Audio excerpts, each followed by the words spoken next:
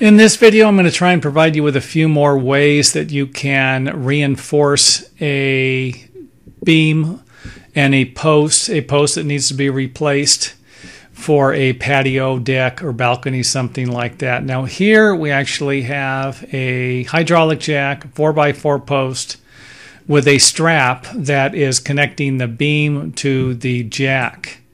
And then we have a temporary post. This is going to be our main support post just in case the jack fails. If the jack was to move or wiggle loose, tip to the right, tip to the left, and trust me, I've seen that before, we're going to have some security here. So here we would have a post that would be attached to the beam also, and you can do that with a metal strap or a piece of plywood, 1x4, something like that. Put some screws from the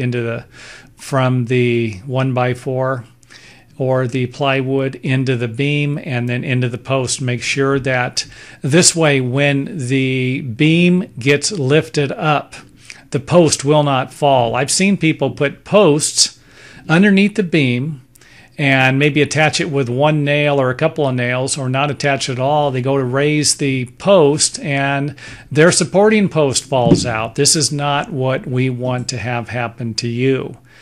Now, if your post is close to the edge of the concrete, and you can simply drive a stake, a wood stake or a metal stake into the ground and then screw it or attach it somehow to your temporary post.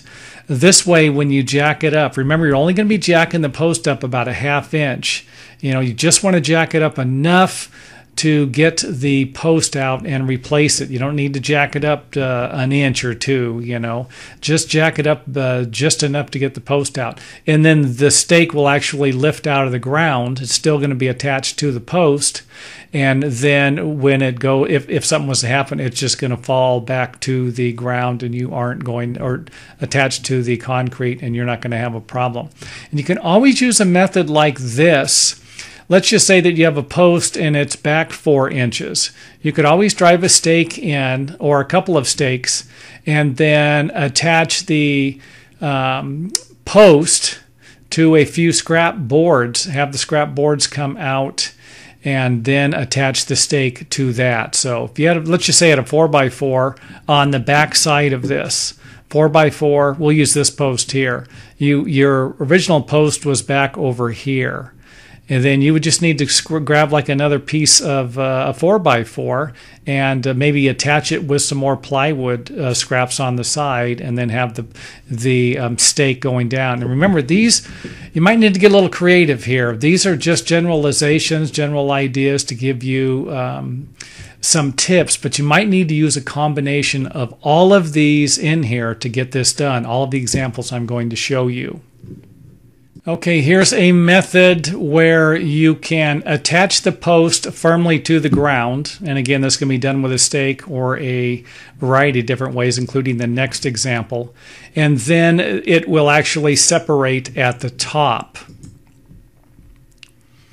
So I put these round tabs in here just to give you an idea what attaches to what. You'll attach a piece to the post here, but it will not be attached to the beam. And then you will attach 2 pieces on each side, and then they will attach to the beam, but they will not attach to the post. This way the post will slide, or I should say the scrap wood here will slide as the post here is, or as the post is jacked up. Then the beam will lift up, but the post will stay in the same spot.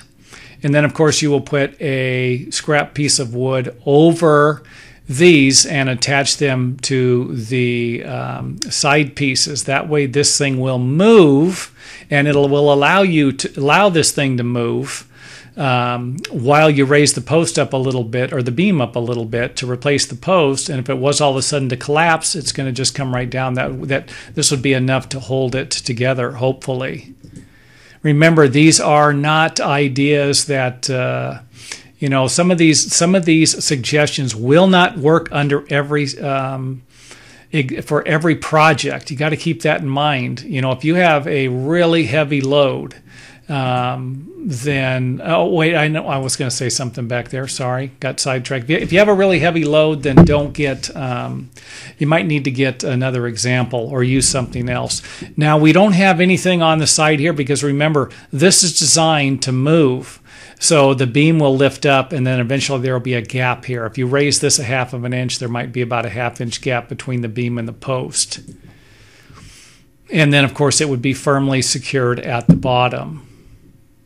In this example, the supporting post is going to be attached firmly to the beam and will actually have some type of a structure built here where the post will be able to move up and down without going sideways to sideways. And if there was a problem, this post would just fall right back down into the pocket that you built, and then there shouldn't be a problem. So I went ahead and drew another way. Let's just say, if you look at the other, go back and look, I have the edge of the patio up against the post. What if you have a situation where the post is in 1 foot or 2 feet from the concrete?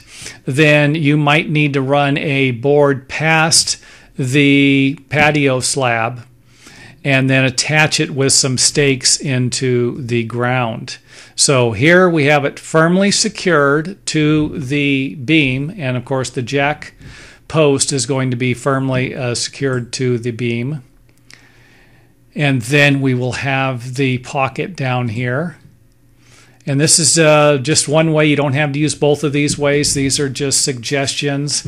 You know, you could always run this past, drive a stake in the ground. But what happens if this concrete slab goes out another 10 feet? You can always attach a sideboard to the post, to another post, I should say, if there is one, and then attach the scrap piece of wood to a 2x4 or a 2x6. This one here, I took like a 2x6 and notched it around the post and then put a strap on it. Here's what it would look like if the strap was off of it.